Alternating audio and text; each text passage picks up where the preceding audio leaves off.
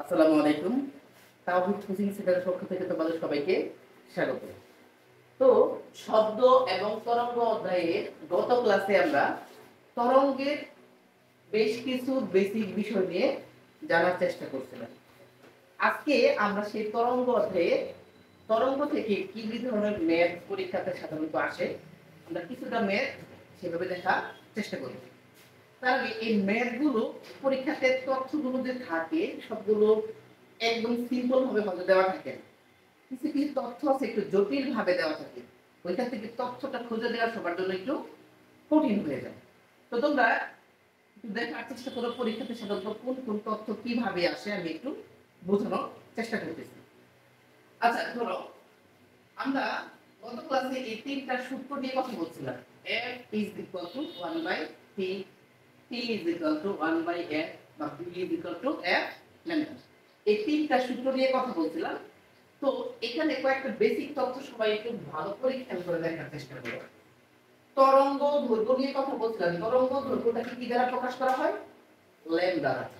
তাহলে এখানে একটু খেয়াল করো তো। ধরো এইভাবে একটা তরঙ্গ তোমার পরীক্ষার প্রশ্নে আসে, ধরো এইভাবে আছে, তখন তুমি এখান থেকে তথ্যটা ঠিকঠাক নিতে পারো কিনা একটু খেয়াল করো। ধরো এটা একটা তরঙ্গ, তরঙ্গটা ধরো এখান থেকে এই পর্যন্ত, এটা খেয়াল করো তরঙ্গ। আচ্ছা একটু খেয়াল করো তো, ধরো এইখানটাতে এই তরঙ্গের দৈর্ঘ্যটা দেওয়া আছে ধরো 5 মিটার। ধরো এই এ থেকে ধরো এখানে এটা হচ্ছে এ, এটা হচ্ছে বি। এ থেকে বি পর্যন্ত কত মিটার? Total 5 metre.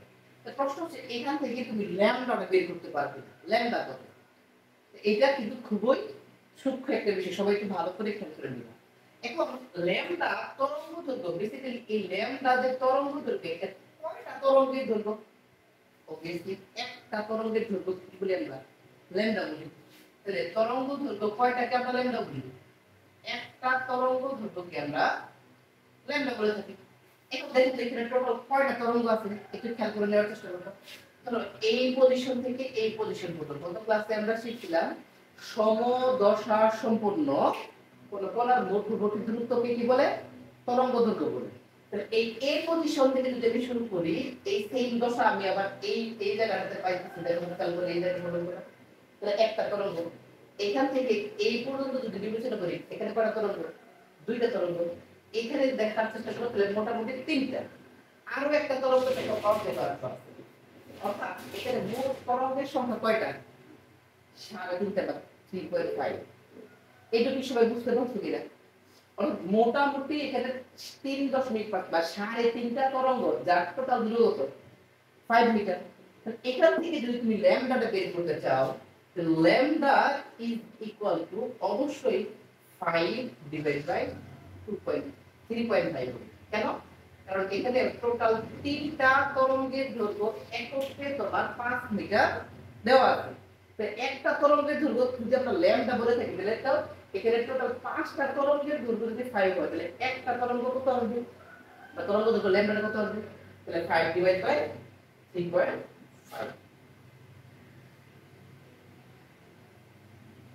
1.4285 মিটার। আশা করি এই তথ্যটা সবাই বুঝতে পারছো। তবে দেখবা পরীক্ষাতে যখন প্রশ্ন আসে চিত্রের মাধ্যমে, তখন দেখবা অনেকগুলো তরঙ্গ একত্র করে দৈর্ঘ্যটা দেওয়া থাকে। তো সেখান থেকে ল্যাম্বডাটা তোমাকে হিসাব করে বের করে নিতে হবে। আচ্ছা ধরো এটা আমরা উদাহরণ হিসেবে অনুপ্রস্থ তরঙ্গ দিচ্ছি। যদি অনুদৈর্ঘ্য তরঙ্গ দিয়ে উদাহরণ, তখন কিভাবে আসবে? তখন একটা জিনিস খেয়াল করবে, এই ধরনের একটা চিত্র তোমরা দেখবা, এইভাবে দেখবা অনেকগুলো ছোট ছোট দাগ একত্রে দেওয়া। আবার একটু পরে যে দেখবা একটু ফাঁকা করে, অর্থাৎ একটু দূরত্ব করে একটা দাগ। আবার দেখবা কিছুক্ষণ পরে এইভাবে আরো অনেকগুলো দাগ দেওয়া আছে খুব কাছাকাছি। আবার কিছুক্ষণ পরে যে দেখবা একটু ফাঁকা ফাঁকা দাগ হবে এরকম। ঠিক আছে? অথবা আবার তোমরা দেখবা কিছুটা সংকুচিত দাগ এইভাবে। এই সংকোচন প্রসারণ, এই যে ঘন যে দাগটা দেওয়া আছে, খুব ঘন ঘন দাগটা, এই জিনিসটাকে আমরা বলি সংকোচন। আর যে মাঝখানে অনেক দূরত্ব রেখে যে দাগগুলো সেগুলোকে আমরা বলি প্রসরণ। এখন আশা করি তোমরা গত ক্লাস থেকে সবাই জানতে পারছো যে সংকোচন এবং প্রসারণের মধ্যে অনু দৈর্ঘ্য তরঙ্গটা সামনের দিকে এগিয়ে যায়, যেমন শব্দ তরঙ্গ। তো এইখানটাতে তোমাকে যদি টোটাল দূরত্বটা দেওয়া থাকে এরকম করে, এখানে মোটামুটি ধরো দেওয়া আছে হচ্ছে 10 মিটার। 10 মিটার। এখান থেকে ল্যামডা তুমি কিভাবে বের করবে? একটা কথা মনে রাখবা, একটা সংকোচন একটা প্রসারণ দুটা একত্রে মিলে হয় একটা তরঙ্গ দৈর্ঘ্য ল্যামডা। অর্থাৎ একটা সংকোচন এবং একটা প্রসারণ দুটো মিলে হয় একটা তরঙ্গ, অর্থাৎ ল্যামডা। দেখো এইখানে দেখো কয়টা সংকোচন কয়টা প্রসারণ আছে, এইখান থেকে খেয়াল করে দেখবা এইখানে সংকোচন প্রসারণ একটা, মানে একটা ল্যামডা। এইখানে সংকোচন আছে একটা, প্রসারণ আছে একটা, তাহলে দুইটা। আর এইখানে দেখো আরো হাফ, কি আছে আরো হাফ অর্ধেক কি আছে, সংকোচনটা উল্লেখ আছে। এখানে টোটাল কয়টা তরঙ্গ আছে খেয়াল করে দেখো, একটা দুইটা আড়াইটা। টোটাল দৈর্ঘ্য যদি 10 মিটার হয়, lambda is equal 10 divide by 2.5। আশা করি সবাই বুঝতে পারছো। এখানে তরঙ্গ দৈর্ঘ্য ল্যামডাটা কত? 10 divide by 2.5, that means 4 metre. 4 metre. আর এই তথ্যগুলো যদি মিটার না থেকে সেন্টিমিটার থাকতো, অবশ্যই 4 সেন্টিমিটার দিয়ে ম্যাপ করতে পারতেন না।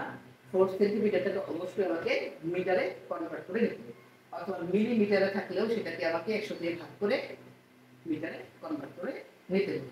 আশা করি যদি কখনো এইভাবে তরঙ্গ দৈর্ঘ্য ঠিকঠাক না দেওয়া থাকে, একদম অ্যাকুরেটলি না দিয়ে কয়েকটা তরঙ্গ একত্রে দিয়ে তার দৈর্ঘ্যটা দেওয়া থাকে, সেখান থেকে তোমরা ল্যামডাটা বের করে দিতে পারো। আচ্ছা এবার সব পর্যায়কালের বিষয়টা যদি কথা বলি, পর্যায়কাল টি প্রকৃতপক্ষে কয়টা তরঙ্গের জন্য সময়? একটা তরঙ্গের জন্য। পর্যায়কাল টি যেটা, সেটা কয়টা তরঙ্গের জন্য মূলত সময়টা? একটা তরঙ্গ। অর্থাৎ একটি পূর্ণ তরঙ্গ হইতে যে সময় লাগে তাকে আমরা পর্যায়কাল গত ক্লাসে পড়ে আসছিলাম। তাহলে ধরো এইখানটাতে যদি তোমাকে এইভাবে একটা তথ্য দেওয়া থাকে, খেয়াল করো তো, তোমরা এখান থেকে পর্যায়কালটা বের করে নিতে পারবে কিনা?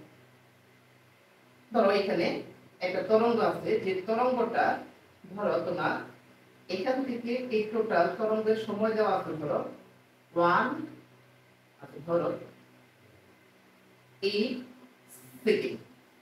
কত সেকেন্ড? 8 সেকেন্ড। এখন প্রশ্ন হচ্ছে যে 8 সেকেন্ড টোটাল সময়টা হয়, তাহলে পর্যায়কাল টি কত? দেখো তো টি ইজ ইকুয়াল টু কত আসে। এখন দেখো পর্যায়কাল টি কিন্তু একটা তরঙ্গের জন্য সময়। এখানে মোট কয়টা তরঙ্গ আছে খেয়াল করো তো, এখান থেকে এই পজিশনে একটা, এখান থেকে এই পজিশনে দুইটা, এখান থেকে এই পজিশনে কয়টা? তিনটা। আর এখানে অর্ধেক, তাহলে অর্থাৎ 3.5টা 3.5টা কি আছে? তরঙ্গ আছে। এখন পর্যায়কাল টি তো আমার 3.5টার জন্য জানতে হবে না, জানলে হবে না। আমার একটা তরঙ্গ তৈরি হতে যে সময় লাগে তাকে তো আমি পর্যায়কাল টি বলি। তাহলে এখানে 8 সেকেন্ডকে অবশ্যই আমাকে 3.5 দ্বারা কি করতে হবে? ভাগ করতে হবে।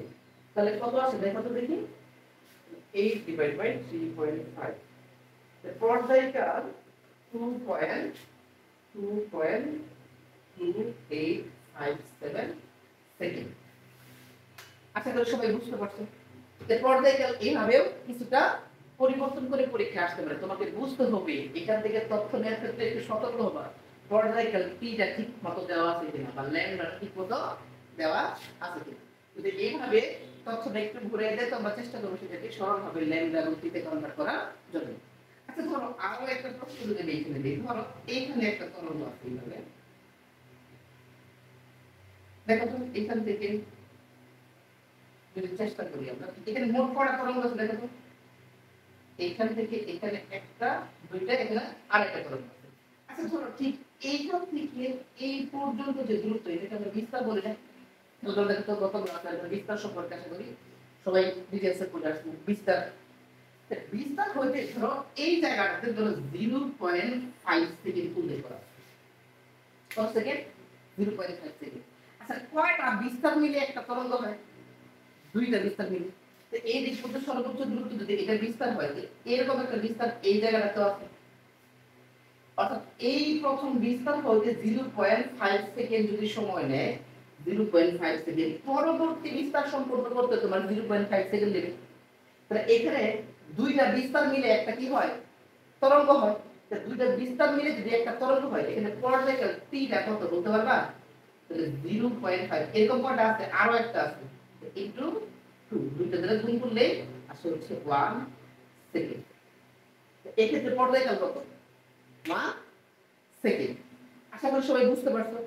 তো এইভাবে টাইমটা অনেক ক্ষেত্রে অনেকগুলো তরঙ্গ দিয়ে তারপরে সময় লেখা থাকতে পারে, সেটা থেকে পর্যায়কাল তোমাকে বের করতে হবে। অথবা থাকতে পারে এমন ভাবে যে বিস্তার ঘটতে কত সময় লাগছে সেটা লেখা থাকতে পারে, অথবা চিত্রের মাধ্যমে লেখা থাকতে পারে একটি বিস্তার সম্পূর্ণ হইতে।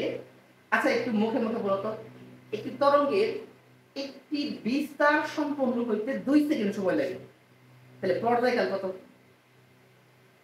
একটু খেয়াল করে বোঝার চেষ্টা করো। দুইটা বিস্তার সমান সমান একটা তরঙ্গ, আর পর্যায়কাল টি বিষয়টা আমরা কয়টা বিস্তার বা কয়টা তরঙ্গের জন্য ধরি? একটা তরঙ্গের জন্য, দেখো দুইটা বিস্তারের জন্য। একটা বিস্তার যদি তোমার 2 সেকেন্ড হয়, তাহলে দুইটা বিস্তার সমান কত? 4 সেকেন্ড। সেক্ষেত্রে পর্যায়কাল কত? 4 সেকেন্ড। আশা করি এইভাবে যদি চিত্র না দিয়ে কোনো তথ্য কথা লেখার মাধ্যমে থাকে, সেখান থেকে তোমরা পর্যায়কাল অথবা এভাবে ল্যাম্ডা যদি দেওয়া থাকে কোনো তথ্যের মাধ্যমে, সেটা নির্ণয় করতে পারবা। কারণ এই তথ্যগুলো যদি ঠিকঠাক তুমি ধরতে না পারো, ম্যাথ সলিউশন করতে পারবে না। আশা করি সবাই পর্যন্ত বুঝতে পারছো। ধরো আমি তোমাদের একটা উদাহরণ দিয়ে একটা ম্যাথ করানোর চেষ্টা করি। ধরো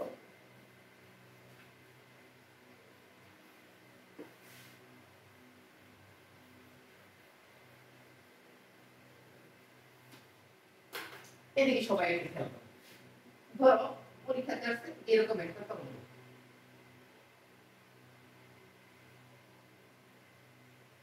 কেমন? ধরো এই পজিশন থেকে এই পজিশন পর্যন্ত টোটাল দূরত্ব আছে হচ্ছে তোমার 26 সেন্টিমিটার, কেমন? আর এইখান থেকে এই পর্যন্ত, অর্থাৎ এখান থেকে এই পর্যন্ত এই বিস্তারটা হইতে তোমার সময় আছে 0.3 সেকেন্ড। তাহলে টোটাল দৈর্ঘ্য কত? 26 সেন্টিমিটার। আর এখানে একটা বিস্তার হতে সময় কত? 0.3 সেকেন্ড। ধরো প্রশ্ন করছে তরঙ্গটির বেগ নির্ণয় করো। তরঙ্গটির বেগ নির্ণয় করো। আচ্ছা, তাহলে তোমার কাছে সাইজ হচ্ছে তরঙ্গ বেগ, দ্যাটস মিন ভি। এখন আমরা সবাই জানি ভি বের করতে গেলে ভি এর সাথে ল্যামডা এবং কম্পাউন্ড একটা সূত্র আছে, V is equal two F lambda. আমরা সবাই জানি এটা, V is equal two F lambda. দেখো তো তরঙ্গ বেগ ভি বের করতে হলে এফ এর প্রয়োজন এবং ল্যামডার প্রয়োজন। একটু খেয়াল করে দেখো তো ল্যামডাটা এখানে আছে কিনা, একটু মনোযোগ দেখার চেষ্টা করো। ল্যামডাটা অবশ্যই এখানে আছে। এখন ল্যামডাটা কত? আর এখান থেকে মোট কয়টা তরঙ্গ আছে একটু গোনার চেষ্টা করো তো। এখান থেকে এই পর্যন্ত একটা, দুইটা, তিনটা, সাড়ে তিনটা।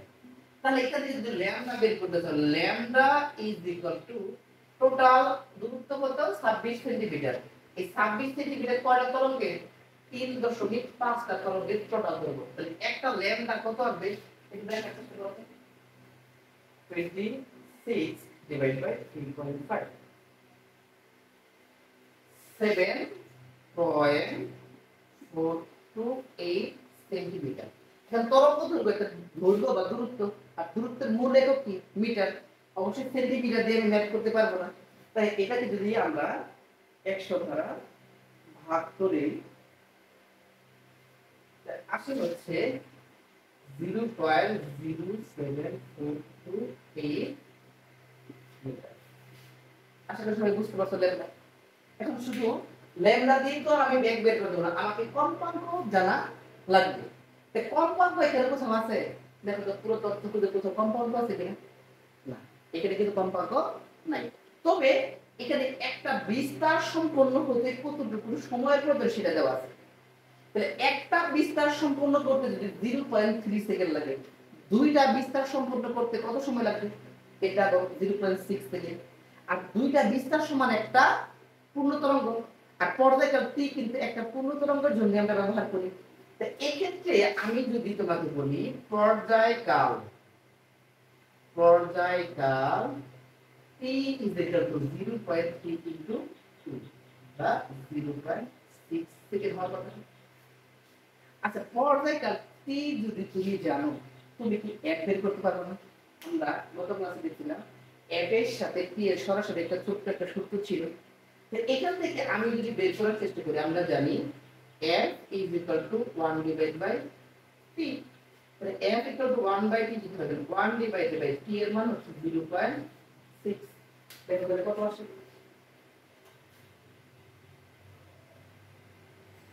1.666 হার্টজ। কম্পাউন্ড জায়গা কি হার্টজ বা পার সেকেন্ড, মানে সাইকেল পার সেকেন্ডও লিখতে পারে। তা হার্টজ কত আসছে? 1.66। আশা করি বুঝতে পারছি। এবার কি তুমি সহজে বেগটা বের করতে পারবে না? শব্দের বেগ, সরি তরঙ্গ বেগ। তাহলে আমরা জানি তরঙ্গ বেগ v is equal to f lambda। f হচ্ছে কত? 1.666 আর ল্যামডাটা কত ছিল? 0.0728। দেখো তো কত আসে?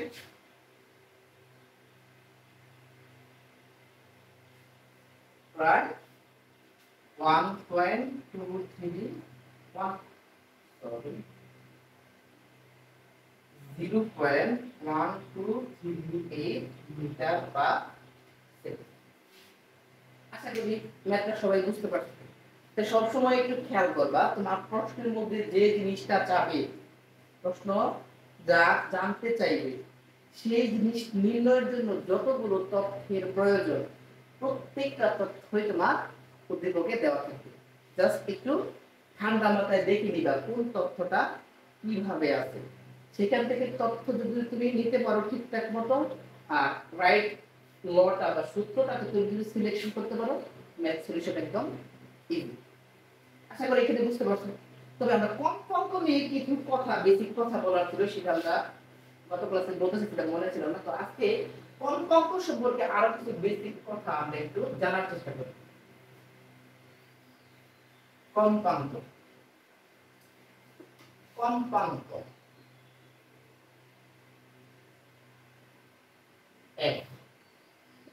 আচ্ছা, আমরা মানুষ সৃষ্টিকর্তা আমাদের এমন ভাবে সৃষ্টি করছে, আমাদের প্রত্যেকের কিছু না কিছু লিমিটেশন থাকে, অর্থাৎ সীমাবদ্ধ থাকে।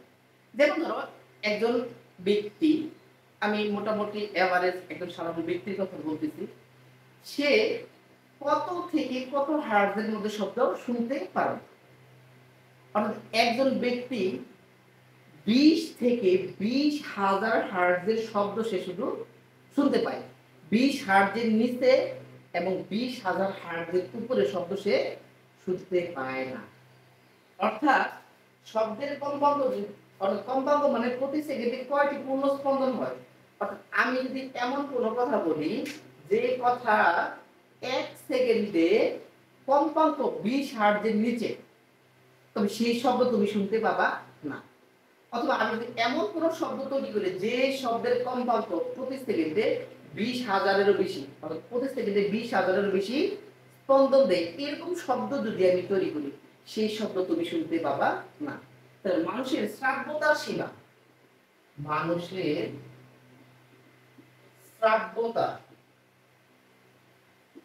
শ্রাব্যতার সীমা হচ্ছে 20 থেকে 20,000 হার্টজ। কত? 20 থেকে 20,000 হার্টজ। অর্থাৎ যদি কোনো একটা শব্দ তোমার কানে আসে যে শব্দটা 20 হার্টজের কম, সেই শব্দটা তোমার কান শুনতে পাবে না, বা ওই শব্দটা তুমি ধরতে পারবে না। আবার যদি 20,000 হার্টজের বেশিও হয়, তো সেই শব্দটা তুমি শুনতে পাবা না। অর্থাৎ মানুষের শ্রাব্যতার সীমা কত? 20 থেকে 20,000 হার্টজ। এখন এখানে যদি তোমাকে পরীক্ষায় প্রশ্ন আসে মানুষের শ্রাব্যতার সীমা কত, তখন কিন্তু এটা। তবে এই 20 হার্টজ যে নিম্নমান, এটাকে বলে শ্রাব্যতর সীমা। শ্রাব্যতর সীমা, যদি কখনো প্রশ্ন শ্রাব্যতর সীমা কত, তখন তুমি উত্তর লিখবা কি 20 হার্টজ। আর যদি শ্রাব্যতর, ভাষাতে একটু পার্থক্য আছে, শ্রাব্যতর সীমা বলে, শ্রাব্যতর সীমা বলে, তখন তুমি সেটা লিখে দিবা 20,000 দিবা। একটু খুব কেয়ারফুলি শোনার চেষ্টা করো। শ্রাব্যতার সীমা যদি বলে, শ্রাব্যতার সীমা, দেন উত্তরটা হবে 20 থেকে 20,000 হার্টজ, 20,000 হার্টজ পর্যন্ত। আর যদি তোমাকে শ্রাব্যতর, এই শ্রাব্যতর দ্বারা নিম্ন সীমাটাকে শুধু বোঝানো হয়। শ্রাব্যতর সীমা কত, দেন আনসার হবে কত, 20 হার্টজ। আর শ্রাব্যোত্তর অর্থাৎ সর্বোচ্চ পরিমাণ সীমাটা কত, শ্রাব্যোত্তর, দেখো সবাই, শ্রাব্যোত্তর সীমা তখন কত, 20,000 হার্টজ। অর্থাৎ কোশ্চেনটা কিভাবে আসছে তুমি একটু ভালো করে খেয়াল করে দেখার চেষ্টা করো। আসলে মানুষের শ্রাব্যতার সীমা চাইতে না শ্রাব্যতর সীমা অথবা শ্রাব্যোত্তর সীমা, কোন জিনিসটা তোমাকে পরীক্ষাতে চাইছে একটু খেয়াল করে দেখার চেষ্টা করবে। সেটা তো কিছু কিছু এমসিকিউ আসে এরকম ভাবে সবাই কনফিউশনে পড়ে যায়। সবাই তো মোটামুটি পড়ে যায় যে 20 থেকে 20,000 হার্টজ, তো কিন্তু পরীক্ষায় আসে শ্রাব্যোত্তর, তখন তোমার 20 থেকে 20,000 টিক দিলে হবে, তোমাকে শুধু 20,000 টিক দিতে হবে। আশা করি এইভাবে যদি একটু জটিল করে প্রশ্নটা আসে সবাই পারবা। এখন মানুষের শ্রাব্যোত্তর সীমা অর্থাৎ সর্বোচ্চ কত, 20,000 হার্টজ, এর বেশি শুনতে পাই না, অথবা 20 হার্টজের নিচে শুনতে পাই না। তবে শিশুদের ক্ষেত্রে, ছোট বাবুদের ক্ষেত্রে কিন্তু এটা একটু ব্যতিক্রম। ছোট ছোট বাবুরা 20 হার্টজ এর নিচের শব্দ অনেক ক্ষেত্রে শুনতে পায়। ঠিক আছে। আবার কিছু কিছু প্রাণী আছে, যেমন কুকুর। কুকুর একটা প্রাণী যে যার শ্রাব্যোত্তর সীমা হচ্ছে প্রায় 60,000 হার্টজ। 60,000 হার্টজের শব্দ সে কি শুনতে পারে, যারা আমরা মানুষ পাই না। আচ্ছা, একটা জিনিস খেয়াল করো, সব থেকে প্রভুভক্ত প্রাণী হিসেবে কুকুরকে বিবেচনা করা হয়। তোমরা একটা জিনিস খেয়াল করো, কোন একটা বাসায় যখন কুকুর লালন পালন করে যারা, কুকুর কিন্তু সারা রাত ঘুমায় না, সারা রাত ঘুমায় না, সে বাড়ি পাহারা দেয়। আর পাহাড়ের সময় একটা জিনিস খেয়াল করো, কুকুর সবসময় মাটিতে কান দিয়ে ঘুমায়, মাটিতে কান দিয়ে। কেন? আচ্ছা, কুকুর যদি প্রভুভক্ত হয়, তার কাজ হচ্ছে বাসার মালিকের সম্পদের নিরাপত্তা দেওয়া। তা কুকুর যখন মাটিতে কান দিয়ে ঘুমায়, এটার কিন্তু একটা সুবিধা আছে, যেটা আমরা গত ক্লাসে পড়ছিলাম। অর্থাৎ কুকুরটা যদি এইভাবে থাকে, বাতাস মাধ্যম দিয়ে যদি কোনো শব্দ শুনতে চায়, তাহলে বাতাসের শব্দের বেগ কম থাকে না, এমনকি অনেক স্লো শোনা যায়। আচ্ছা, কুকুরটা যখন মাটিতে কানটা দিয়ে ঘুমায়, একটা পাতা পড়ার শব্দটা কুকুর শুনতে পায়। তো দেখো, একটা ঘুমন্ত কুকুরের পাশ দিয়ে যাওয়ার চেষ্টা করো, কোনো একটা অপরিচিত বাসায় কিন্তু ঘুমন্ত একটা কুকুর, তোমার মনে হতে পারে সে ঘুমাইছে, দেখবো মাটিতে কান দিয়ে থাকে, কুকুরের পাশ দিয়ে দেখার চেষ্টা করো, দেখবা তোমার পায়ের হাঁটার শব্দ তুমি শুনতে পাচ্ছ না, অথবা আর কেউ শুনতে পাচ্ছ না, কুকুর ঠিকই শুনতে পাবে। কারণ সে কোন মাধ্যম ব্যবহার করে শব্দটা শুনবে, কঠিন মাধ্যম। শব্দটা যাবে কি দিয়ে, মাটি দিয়ে। মাটি বায়ু থেকে কঠিন, সুতরাং সেই শব্দ অনেক দ্রুত এবং খুব লাউডলি শুনতে পাবে। আবার যদি বলি, যেমন বাদুড়, তোমরা হয়তো জানি না, অবাক হবে, অনেকে বলতে পারে যে বাদুড় কিভাবে চলে, বাদুড়ের চোখ আছে কি? দেখো, চোখের মতো একটা আকৃতি আছে, কিন্তু বাদুড় কিন্তু চোখে দেখতে পারে না। প্রশ্ন হচ্ছে বাদুড় কিভাবে তাহলে চলে? বাদুড় কিন্তু শব্দ শক্তি ব্যবহার করে চলে। দেখো, বাদুড়ের নাক, সামনে একটা নাক আছে, এখান থেকে সে অনেক তীক্ষ্ণ, অনেক হার্টজ, অর্থাৎ তোমার প্রায় 1,00,000 হার্টজ পর্যন্ত সে শব্দ শুনতে পায়। বাদুড়ের শ্রাব্যতর শোনা কিন্তু 1,00,000 হার্টজের মতো, অর্থাৎ সে অতি সূক্ষ্ম থেকে সূক্ষ্ম শব্দ শুনতে পায়। আচ্ছা, বাদুড় কিভাবে তাহলে পথ চলে?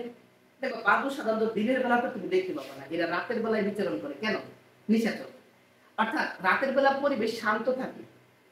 অর্থাৎ বাদুড় কিভাবে চলে, আগে সেটা ব্যাখ্যা দিই। বাদুড় তার মুখের দ্বারা বা নাকের দ্বারা একটা স্পেশাল শব্দ তৈরি করে, এই শব্দটা সে সামনে যায়, সামনে গিয়ে চলার সময় শব্দ তৈরি করে, যদি সামনে কোনো বাধা থাকে, কোনো দেয়াল থাকে বা পাহাড় থাকে, সেখান থেকে প্রতিধ্বনি হয়ে ফিরে আসে বাদুড়ের কানে, তখন বাদুড় সেই শব্দটা শুনে।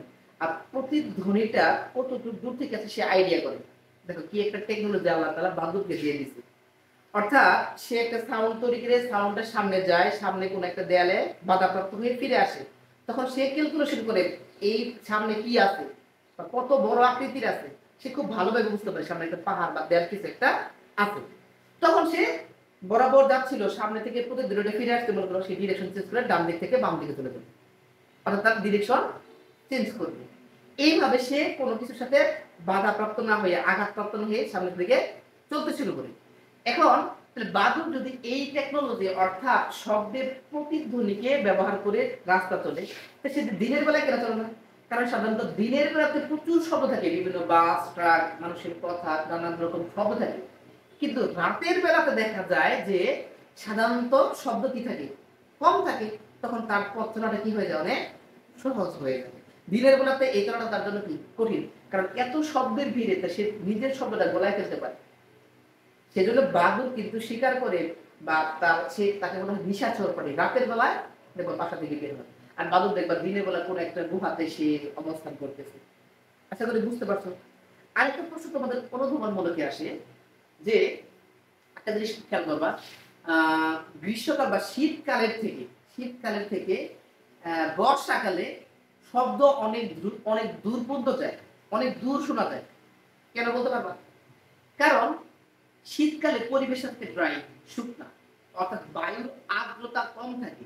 আর বায়ুর আর্দ্রতা যদি কম থাকে, সেই বায়ুতে কথা বললে এক স্থান থেকে অন্য স্থানের শব্দ খুব একটা দ্রুত বা খুব একটা বেশি দূর যাইতে পারে না। কেন যেতে পারে না? এখানে দুইটা লজিক। এক হচ্ছে শীতকালে তাপমাত্রা কম থাকে, আর আমরা জানি তাপমাত্রা যত কম হয় শব্দের বেগ কিন্তু কমে যাবে। তাপমাত্রা বাড়লে শব্দের বেগ বাড়ে। এই ক্লাসের প্রথম দিকে আমরা সেটা জানার চেষ্টা করছিলাম। আবার শীতকালে বায়ুটা ড্রাই থাকে, বায়ুটা পাতলা থাকে।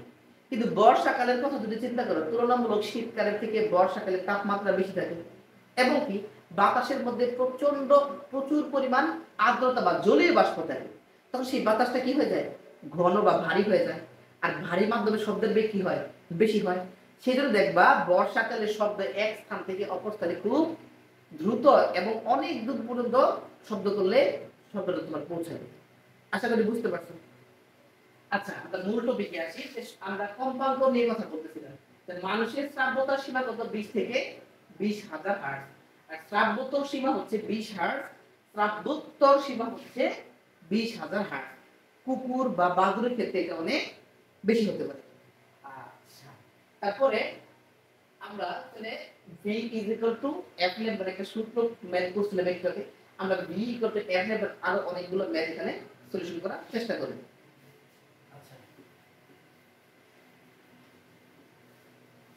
একটা বিষয় সবাই একটু খেয়াল করো তো, আমরা তরঙ্গ বেগের সাথে কম্পাঙ্ক এবং তরঙ্গ দৈর্ঘ্যের সম্পর্ক যে সূত্রটা শিখলাম, v = f ল্যাম্ডা। একটু খেয়াল করে সূত্রটা, এই লজিকটা খেয়াল না করলে পরবর্তী ম্যাথটা তুমি বুঝতে পারবে না। v যদি f ল্যাম্ডা হয়, তাহলে ল্যাম্ডা কত? v / f। খেয়াল করো তো, ল্যাম্ডা সূত্র যদি বলি, তাহলে ল্যাম্ডা v / f। ঠিক আছে কি? ল্যাম্ডা v / f যদি হয়, আমি এখানে লিখে দেখাই, ল্যাম্ডা v / f। এটা খেয়াল করো। তাহলে এক্ষেত্রে এই ল্যাম্ডা বা তরঙ্গ দৈর্ঘ্যের সম্পর্ক বেগের সাথে কি সমানুপাতিক। অর্থাৎ যদি বেগ বৃদ্ধি পায়, তার তরঙ্গ দৈর্ঘ্য ল্যাম্ডা বৃদ্ধি পাবে। কারণ v এর সম্পর্ক, ল্যাম্ডার সম্পর্ক v এর সাথে কি সমানুপাতিক। কিন্তু কম্পাঙ্কের সাথে ল্যাম্ডার সম্পর্কটা কি ব্যস্তানুপাতিক। অর্থাৎ কম্পাঙ্ক যদি বৃদ্ধি পায়, তরঙ্গ দৈর্ঘ্য ল্যাম্ডা কি কমে যাবে। একটা জিনিস খেয়াল করো, এই v এর সাথে ল্যাম্ডার সম্পর্ক কি সমানুপাতিক। v বাড়লে ল্যাম্ডা বাড়বে, v কমলে ল্যাম্ডা কমবে। কিন্তু f এর সাথে ল্যাম্ডার সম্পর্ক উল্টা না। f টা যদি বাড়ে ল্যাম্ডা বাড়বে না কমবে? অবশ্যই কমবে। আর f টা যদি কমে ল্যাম্ডা কি বাড়বে না? আশা করি এইটুকু বুঝতে পারছো। অনুরূপ ভাবে আমি যদি f এর সূত্রটা দেখি, f ল্যাম্ডা এখানে এসে ভাগ হবে v / ল্যাম্ডা। এখানে দেখা যেতে পারে f v / ল্যাম্ডা। এবার আসো, কম্পাঙ্কের সাথে বেগের সম্পর্কটা কি সমানুপাতিক। অর্থাৎ বেগ যদি বৃদ্ধি পায়, কম্পাঙ্ক বৃদ্ধি পাবে। বেগ যদি হ্রাস পায়, কম্পাঙ্ক হ্রাস পাবে। কিন্তু এই ল্যাম্ডার সাথে কম্পাঙ্কের সম্পর্কটা কি ব্যস্তানুপাতিক, উল্টা। অর্থাৎ ল্যাম্ডা যদি বাড়ে, কম্পাঙ্ক f কি কমবে। আর ল্যামডা অর্থাৎ তরঙ্গ দৈর্ঘ্য যদি কমবে কম হবে এফ বাড়বে। আশা করি এই পর্যন্ত সবাই বুঝতে পারছো। যদি এই তথ্যটা ঠিক মতো বুঝতে পারো তাহলে পরবর্তী ম্যাথটা তুমি বুঝতে পারবে। সমানুপাতিক এবং ব্যস্তানুপাতিক সম্পর্ক যদি না বুঝো তাহলে এই পরবর্তী ম্যাথটা তোমরা বুঝতে পারবে না। আচ্ছা ম্যাথটা দিই আমি, দেখি তোমরা বুঝতে পারো কিনা।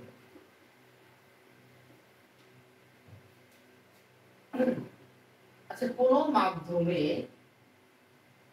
আচ্ছা ভিন্ন দুটি মাধ্যম পি এবং কিউ, ভিন্ন দুটি মাধ্যম পি ও কিউ এ শব্দের বেগ যথাক্রমে 350 মিটার পার সেকেন্ড এবং 400 মিটার পার সেকেন্ড।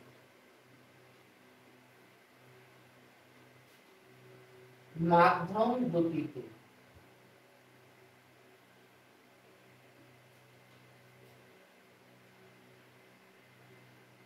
একই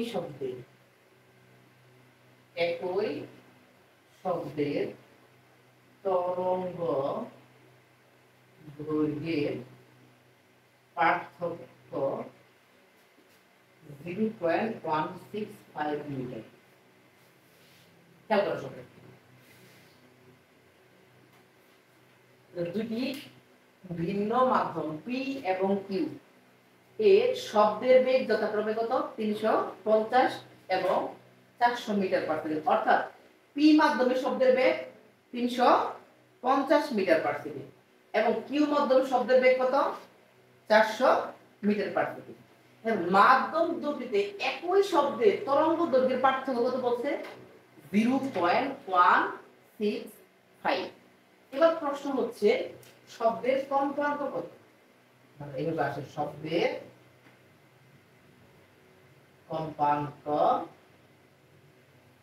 কত, অথবা পি মাধ্যমে শব্দটি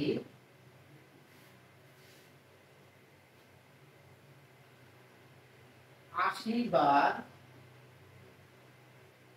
কম্পনে 120 মিটার পথ যেতে পারবে কিনা।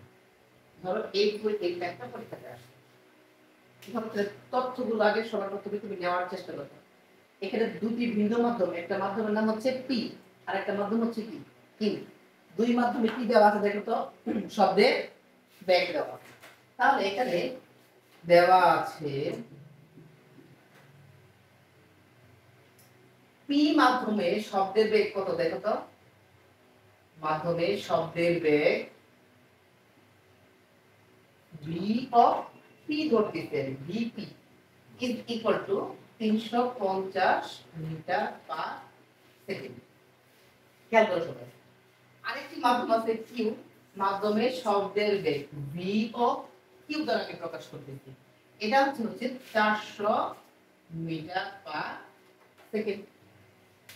আর দেখার চেষ্টা করো মাধ্যম দুটিতে একই শব্দের তরঙ্গ দৈর্ঘ্যের পার্থক্য ল্যামডার পার্থক্য কত দেওয়া আছে 0.165।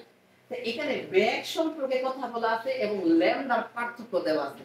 তবে একটা জিনিস কিন্তু কোনো তথ্য বলা নেই, একটা জিনিস হচ্ছে কম্পাঙ্ক। বুঝতে পারছো? কম্পাঙ্কটা কত? এখন দুটি ধরি